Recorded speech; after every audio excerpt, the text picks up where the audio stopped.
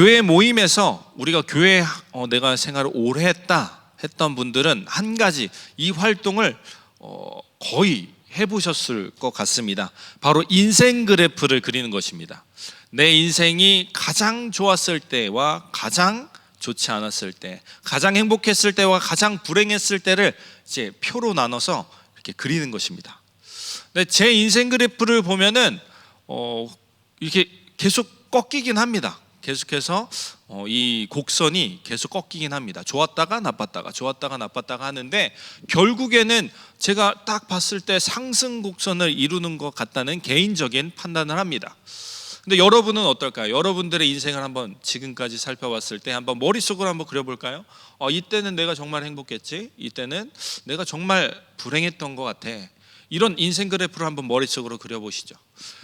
우리가 혹시 죽을 때 이 인생 그래프가 행복하다, 가장 행복할 때로 이렇게 찍혀 있으면 얼마나 좋을까라는 생각을 하게 됩니다. 후대의 사람들이 우리의 인생을 보고 저 사람 참 잘 살았어 라고 평가를 한다면 얼마나 좋을까, 이런 생각을 하게 됩니다. 이런 인생 그래프를 이스라엘 백성들, 특히 오늘 말씀인 이 사사시대의 인생 그래프를 그리면 하향 곡선을 이루고 있다는 것을 우리는 눈치챌 수 있을 겁니다. 그리고 사사기 1장과 2장을 요약하면 어떤 것이냐, 이스라엘 백성들이 하나님을 배반해서 하나님이 심판을 내리셨다라는 것으로 결론 내리게 됩니다. 이스라엘 백성들은 하나님의 백성입니다. 하나님이 없이는 존재할 수 없다는 것입니다. 그런데 이 백성들이 하나님을 버렸다, 그리고 하나님이 또한 이 백성을 버렸다라는 이야기입니다. 도대체 어떤 일이 있었길래 이 둘 사이에 어떤 다툼이 있었길래, 어떤 트러블이 있었길래 이렇게 갈라서게 된 것일까? 오늘은 그 부분을 살펴보려고 합니다. 첫 번째 이유입니다. 이스라엘 백성이 하나님의 등을 돌아서게 됐던 그 이유 하나가 기억하지 못함에 있다 할 수 있습니다. 이스라엘은 하나님께서 이스라엘에게 주신 은혜를 잊었습니다. 사사기 2장 10절을 제가 한번 읽어드리겠습니다. 그 세대의 사람도 다 그 조상들에게 돌아갔고 그 후에 일어난 다른 세대는 여호와를 알지 못하며 여호와께서 이스라엘을 위하여 행하신 일도 알지 못하였더라. 여기서 가장 중심이 되는 건 알지 못했다입니다. 알지 못했다인데 무엇을 말입니까? 이스라엘에게 행하신 것, 이것이 바로 은혜입니다. 이스라엘 백성들 어떤 사람들이었죠? 당시만 해도 이스라엘 애굽에서 나오기 전만 해도 종이었습니다. 종의 신분을 갖고 있었습니다. 이 종의 신분이었던 자들이 자유를 얻게 되었으니 그것도 하나님의 도우심으로 말입니다. 이제 하나님한테 충성해야겠죠. 이들이 이제 광야로 가기 직전에 홍해를 만납니다. 이 홍해는 건너갈 수 없는 바다였습니다. 그런데 이 홍해를 갈라서게 만든 것이 누구입니까? 바로 하나님이었습니다. 이스라엘 백성들은 살펴봤을 때 광야로 나가는 일조차, 그리고 광야에서 생활하는 일조차도 하나님의 도움 없이는 결탄코 살아남을 수 없었습니다. 그러면 이 백성들은 하나님의 은혜를 꼭 기억해야만 하는 백성들입니다. 그런데 하나님을 모르는 사람들이 나타났다라고 오늘 말씀을 이야기하고 있습니다. 이스라엘 백성들이, 위의 세대들이 다음 세대에게 온전히 계승하지 못했다라는 말도 되며, 다음 세대들이 이전 세대들의 말씀들을 무시했다라고도 볼 수 있는 대목이라 할 수 있습니다. 무엇보다 가장 중요한 것은 하나님께서 우리에게 행하신 은혜를 잊어버렸다라는 것이 중요합니다. 우리는 과연 하나님의 어떤 은혜를 잊어버렸을까 한번 곰곰이 생각해 보았으면 좋겠습니다. 하나님이 나와 나의 가정, 그리고 우리 교회에 행하신 큰 은혜들이 있습니다. 이제는 이 단어를 이야기하는 것조차도 너무 먼 과거가 되었지만 코로나를 겪을 때 한번 기억을 해봅시다. 그때 은혜가 지금도 생생하신가요? 교회에 나오지 못했다가 겨우 이제 대면 예배가 열리면서 내가 한 50명 정도 예배 인원 가운데 내가 포함됐다라고 라는 그 마음 때문에 마음이 너무 감사하고 떨리고 그랬던 은혜가 혹시 기억나십니까? 우리는 인간인지라 그 은혜를 쉽게 잊어버리게 됩니다. 그랬었지, 이 정도로 생각한단 말입니다. 우리의 마음에 그 하나님의 은혜의 흔적이 점점 사라지고 있다는 것을 우리는 눈치채야 합니다. 우리는 모든 면에 있어서 하나님을 먼저 생각하기보다 나의 뜻, 내 눈에 보이는 문제를 바라보게 됩니다. 그 문제를 해결하기 위해서 혈안이 되어서 내가 전전긍긍하고 있지 않냔 말입니다. 근데 우리는 어쩔 수 없었어. 하나님이 우리를 버리신 것만 같은데 내가 어떻게 이 일을 해낼 수 있겠어? 하나님이 없는 것 같은데 내가 이 일을 어떻게 해낼 수 있겠어? 이 세상엔 나 혼자뿐인데 어떻게 이 일을 내가 감당할 수 있겠어? 어쩔 수 없는 선택이었어. 이런 생각을 하게 됩니다. 이 시작은 바로 은혜를 잊음에서 시작하게 된 것입니다. 성경 속 인물 중에 사울이라는 인물이 있습니다.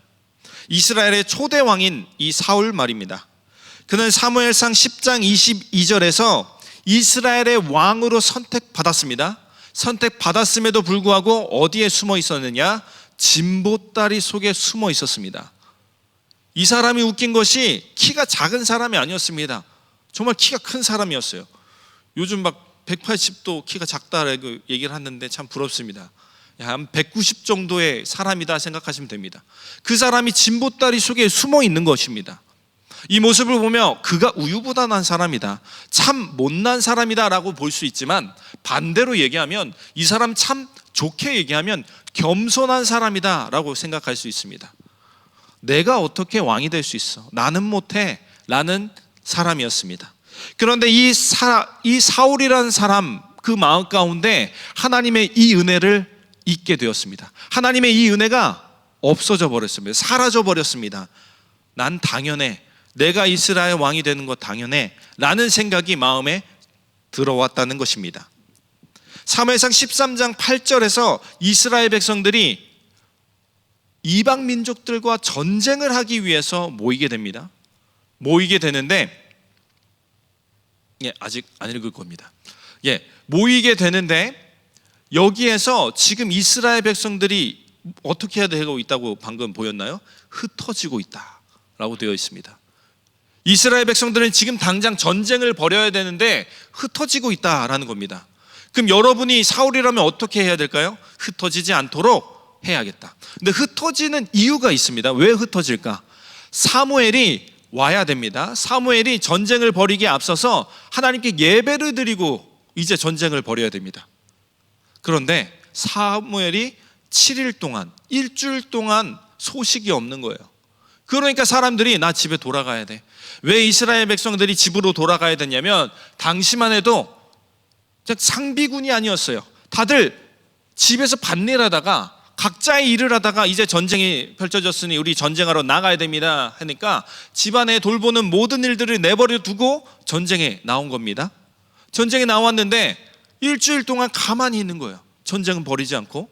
그러니까 이스라엘 백성들은 당연히 자연스럽게 흩어질 수밖에 없는 상황이었다는 겁니다. 사울의 판단은 아주 탁월한 판단이었습니다. 한 번만 8절의 말씀을 한번 다시 읽어보겠습니다. 함께 13장 8절의 말씀 함께 읽어보겠습니다. 시작. 사울은 사무엘이 정한 기한대로 백성이 사울에게서 흩어지는지라. 이 백성들은 참으로 힘들게 모은 백성입니다. 각자의 일을 하는 사람들을 데려다가 전쟁을 벌이고 있으니 말입니다. 그런데 지금 흩어지고 있습니다. 이때 참된 리더라면 사울처럼 해야죠. 사울처럼 해야 됩니다. 그런데 사울의 방법이 틀렸습니다. 사울은 어떻게 했냐면 자신이 스스로 제사를 드리고 전쟁에 임하게 됩니다. 딱 타이밍을 맞춰서 온 것처럼 이렇게 전쟁을 벌이고 나니, 제사를 드리고 나니 사무엘이 도착하는 겁니다. 어찌하여 왕이 이런 망령된 일을 했습니까? 하나님이 당신을 버릴 것입니다. 그때 처음으로 하나님께 버림받게 되는 사울입니다. 어려움이 있을 때 우리의 힘을 의지하여 우리가 해결하려 합니다. 하지만 그 방법이 매번 하나님의 뜻과 같다고 할 수는 없을 겁니다. 우리는 어려움이 찾아왔을 때 하나님의 뜻을 구해야 합니다. 우리 눈앞에 어려움이 찾아왔다고 당장의 어려움을 내가 스스로 해결하려고 한다면 우리는 또 다른 실수를 하게 될지 모릅니다. 하나님과 멀어지는 그 실수를 하게 될지도 모릅니다. 나에게 대안이 있는데 이 대안은 하나님으로부터 멀어지게 하는 것이야, 하나님의 예배를 방해하는 것이야 라는 판단이 들면 우린 그 선택을 하지 말아야 됩니다. 과감히 포기해야 합니다. 당장에 내 눈앞에 위기가 찾아올지라도 말입니다. 그래서 다음 이야기가 나옵니다. 두 번째로 이스라엘 백성들이 하나님을 멀리하게 된 이유는 옳지 못한 선택을 했기 때문입니다. 우리의 삶에도 수많은 선택지가 주어집니다. 그 선택지에서 옳지 못한 선택을 해야 한다면 다시 돌아와야 되는데 그 길이 꽤 오래 걸릴지도 모르겠습니다. 저는 내비를 항상 켜고 가는데 한 두세 번 왔던 길이라면 내비를 무시하고 이렇게 가면 되지 않을까라는 생각이 제 머릿속에 들어옵니다. 그래서 제가 제 뜻대로 내비를 무시하고 계속 갑니다. 그러면 자꾸 내비는 유턴을 해라, 돌아가라, 내가 말한 대로 가라, 자꾸 얘기를 하겠죠. 근데 저는 고집을 부립니다. 이렇게 가면 진짜 빠를 것 같은데 하면서 결국 제가 도착하는 곳은 무엇입니까? 바로 막다른 길목입니다. 그러면 다시 돌아가야 되잖아요. 이미 내비게이션이 올바른 길로 제거 우회해라 했는데 그 시간이 너무 오래되어가지고 원래 도착 시간보다 한 30분 늦게 되는 경우가 빈번합니다. 어제는 고등부 수련회가 있었습니다. 그래서 잠깐 교회에서 잠깐 친구들 응원차에 가려고 교회 근처에서 좀 뭔가 음료를 사서 가려고 했는데 그냥 급하게 가다 보니까 그냥 가게 됐어요. 그래서 그 수련회 장소 옆에 보니까 신도시가 있더라고요. 한강 신도시가 있는 거예요. 그래서 여기 들렸다가 가도 금방 될 것 같은데 하다가 결국에 1시간이 늦었습니다. 원래 같이 출발했던 목사님이 있는데 그 목사님이 이미 가고 없고 저는 그 1시간 뒤에 도착하게 되었습니다. 우리가 길을 잘못 들게 되면 이렇게 돌아가게 되는 일을 벌이게 됩니다. 하나님의 뜻으로 다시 돌아가야 되는데 내가 잘못된 길을 깨달았을 때는 한참을 돌아가야 되는 겁니다. 그래서 하나님의 뜻대로 살기까지가, 그 결단까지가 너무 힘든 겁니다. 그래서 우리에게 필요한 것은 무엇이냐? 처음부터 옳지 않은 길을 선택하지 않는 것입니다. 우리는 최선이라는 말을 참 많이 사용합니다. 그런데 세상 사람들의 기준에서 이 최선은 무엇입니까? 나에게 필요한 것, 나에게 가장 좋은 것이겠지만 믿음의 사람들, 그리스도인들인 우리에게는 바로 하나님이 그 최선이란 이야기입니다. 나의 욕심이 먼저가 아닌 하나님의 기준이 먼저가 되어야 합니다. 이렇게 말로 하면 굉장히 쉬워 봅니다. 한번 예로 살펴보면 우리는 쉽게 선택할 수 없다는 것을 눈치채게 됩니다. 예레미야 21장 8절과 9절을 보면 이스라엘 백성들에게 생명의 길과 저주의 길, 사망의 길이 주어집니다. 그런데 이 생명의 길이 생명의 길 같지 않습니다. 무엇이냐면 바벨론, 갈대아 사람들한테 붙잡혀서 포로 생활을 하는 것이 생명길이고, 너희가 지금 예루살렘에 머물러 있는 것이, 지금 집에 있는 것이 저주받는 길, 바로 죽게 되는 사망의 길이다 라고 예레미야가 선포하고 있습니다. 이때 우리는 어떤 선택을 할까요? 지금 내 모든 것을 다 내려놓고 포로로 끌려가라고 하는데 어느 누가 쉽게 그래 가자 하겠습니까? 그런데 이스라엘 백성들이 이미 잘못된 길로 들어섰기 때문에 그런 극단적인 처방이, 하나님의 처방이 그들에게 임하게 된 것입니다. 그런데 여러분이 지금 잘못된 길로 가고 있다면, 하나님의 길이 아닌 다른 길, 악한 길에 머물러 있다면 여러분은 어떻게 하겠습니까? 포로 생활처럼 하기 싫은 일을 여러분들이 해야 되는데 그런 일을 하겠습니까? 그런 일을 하기 참으로 어렵다는 겁니다. 죄악에 물든 우리의 마음은 이 죄악에서 멀어지기 참 힘듭니다. 죄에 한번 빠지는 것이 왜 문제냐면 이 죄에 빠지면 빠질수록 헤어나오기 어렵다는 것에 있습니다. 이때 무엇을 해야 됩니까? 힘을 다 빼고 모든 것을 다 내려놓고 내가 손해를 본다 할지라도 다 내려놓고 하나님만 바라봐야 됩니다. 여러분들이 막 늪에 빠졌을 때도 어떻게 해라라는 유튜브들 많이 보이시죠? 힘을 빼고 오히려 엎드려서 천천히 나갈 때 그 늪에서 빠져나갈 수 있습니다. 죄의 늪도 마찬가지입니다. 우리가 아등바등 막 멋있는 일 막 해보고 나 이제부터 새벽 예배 나와야지, 그렇게 극단적인 처방을 해봤자 여러분들에게 임하는 것은 무엇이냐? 바로 피곤입니다. 피로입니다. 여러분들에게 필요한 것은 계속 하나님의 습관대로, 하나님의 체질대로 바꾸는 그 습관이 우리에게 필요합니다. 그런 작은 행동들을 여러분들이 시작했을 때 여러분들은 어느새 그 죄 가운데서 벗어난 인생을 살고 있게 될 것입니다. 우리 주변에는 정말 하나님이 원치 않는 일들로 가득합니다. 내 속에, 우리 가정에, 우리 교회에 그런 일들이 들어와 있지는 않은지 우리는 곰곰이 살펴봐야 합니다. 갈라디아서 5장 19절에서 21절 말씀을 인용해서 세상을 이야기하자면, 세상은 음행과 더러운 것과 호색과 우상숭배와 주술과 원수 맺는 것과 분쟁과 시기와 분냄과 당짓는 것과 분열함과 투기와 술취함과 방탕함 같은 것입니다.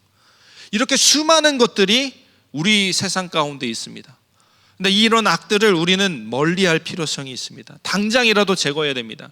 지금 눈치챌 때가 가장 빠른 때입니다. 지금 돌아가는 것 같지만, 이렇게 이 일을 하지 않고서는 돌아가는 것처럼 보이지만 지금이 가장 빠를 때라는 것입니다. 지금 시기를 놓치면 앞으로는 더 힘들어집니다. 왜 악에 빠진 사람들이 왜 더 이상 그 악을 놓지 못할까요? 이제 더 이상 이 악을 놓게 되면 내가 가진 것 다 내놓아야 하기 때문입니다. 그렇게 되기 전에 우리는 먼저 예수 그리스도를 바라보고 예수 그리스도의 성품을 닮아서 나아가야 할 것입니다. 이를 위해 필요한 것이 무엇이냐? 바로 성령입니다. 고린도전서 2장 10절의 말씀을 한번 같이 읽어보겠습니다. 고린도전서 2장 10절의 말씀입니다. 시작. 오직 하나님이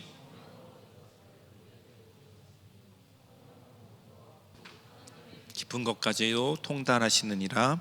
아멘. 우리가 옳은 길을 선택하기 위해선, 하나님의 길을 선택하기 위해서 필요한 게 뭐예요? 하나님의 뜻을 분별해야겠죠. 이 분별할 수 있는 능력이 어디서 나온다? 바로 성령을 통해서 그 지혜가 나온다라고 고린도전서는 이야기하고 있는 것입니다. 우리에게 필요한 것은 바로 성령을 받는 것인데, 이 성령을 어떻게 받느냐?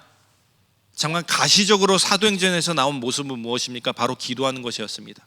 함께 기도하고 함께 하나님 앞에서 모든 것을 다 내려놓는 일, 그 일이 우선돼야 우리에겐 성령이 임하게 됩니다.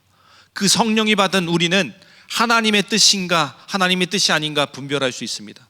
분별하는 그 눈을 먼저 가져야만 합니다. 그 이후에야 우리가 선택을 할 수 있겠죠. 이 일을 통해서 우리는 날마다 매년 2번씩 수련회를 갖고 있는 것입니다. 그래서 수련회가 참으로 중요한 것입니다. 내가 평상시에는 하지 못하는 이 기도를 할 수 있게 되기 때문입니다. 이 수련회를 통해서 우리는 성령 충만한 사람이 될 수 있습니다. 모든 지식을 통달할 수 있는 그 지식을 얻게 됩니다. 그러면 우리는 그때부터 하나님의 뜻대로 살아갈 수 있는 기본 소양을 가진 사람이 됩니다. 이런 기본 소양을 갖기 위해서 우리에게 기도회가 필요합니다. 이번 수련회에 참석하지 못한다면 어른들과 함께 기도했으면 좋겠습니다. 이열치열 성령 집회도 함께 참여했으면 좋겠습니다. 그렇게 끝까지 성령 충만하기를 사모했으면 좋겠습니다. 그런 길이 우리를 성령 충만하게 되어서 올바른 길을 늘 선택할 수 있는 지혜를 얻게 합니다. 그리고 그 능력을 갖게 됩니다. 용기가 필요해요. 참으로 어려운 일이에요. 이스라엘 백성에게 있어서 포로로 끌려가라는 그 이야기는 정말 말도 안 되는 이야기예요. 그게 하나님의 뜻이라면 차라리 내가 여기서 죽겠다 하고 싶은 그런 명령입니다. 그런데 설사 그렇다 할지라도 우리는 그 명령을 따라야 합니다. 그 끝에는 하나님의 도우심이 있습니다. 그 도우심을 바라며 나아갈 수 있기를 간절히 소망합니다. 그러면 우리가 악한 것을 이제 알겠는데, 그러면 모든 것 처음부터 큰 거를 다 버릴 수는 없지 않습니까? 그럼 현실적으로 우리는 무엇을 할 수 있겠습니까? 아주 사소한 것에서부터 시작하는 것입니다. 아주 작은 악함을 여러분들이 하나하나 둘씩 내려놓게 되면 언젠가 여러분들 모습을 봤을 때 그 악한 모습이 존재하지 않을 것입니다. 하나님으로부터 멀어지게 하는 이 악은요, 처음부터 크지 않습니다. 아주 작은 조각처럼 보이는 나쁜 행동들을 통해서 우리는 하나님과 점점 멀어지게 됩니다. 그래서 결국에는 여러분들이 하나님의 은혜를 기억했으면 좋겠습니다. 먼저는 하나님의 은혜를 기억했으면 좋겠습니다. 하나님의 은혜를 기억하여서 하나님께서 원하시는 그 뜻대로 서 계셨으면 좋겠습니다. 그 자리에 서 계셨으면 좋겠습니다. 만약에 내가 잘못된 길을 가고 있다면, 눈치챘다면 그 악에서 돌이켜 자신을, 인생을 돌이켜 보시기 바랍니다. 그래야만 우리는 성령 충만한 사람 될 수 있으며 거룩함을 유지하는 그런 사람들이 될 수 있습니다. 이 모든 것을 포기하고 하나님의 은혜도 기억하지 않고 악한 대로 저는 그냥 살래요, 편한 대로 살래요 한다면 우리에게 우리의 끝은 바로 사사기서가 나타내는 것과 다를 바가 없을 겁니다. 우리가 하나님의 은혜를 잊어버리자 하나님께서 우리를 버리셨도다 라는 이런 고백이 일어나지 않기를 간절히 소망합니다. 그래서 이 시간에는 짧게나마 함께 기도회를 가졌으면 좋겠습니다. 이 시간 기도할 때 먼저 함께 기도하길 원합니다. 하나님의 은혜를 먼저 기억하는 그런 여러분들이 되었으면 좋겠습니다. 그래서 하나님이 내게 주신 은혜가 무엇일지를 고민하며 항상 이 찬양, 함께 이 찬양 했으면 좋겠습니다.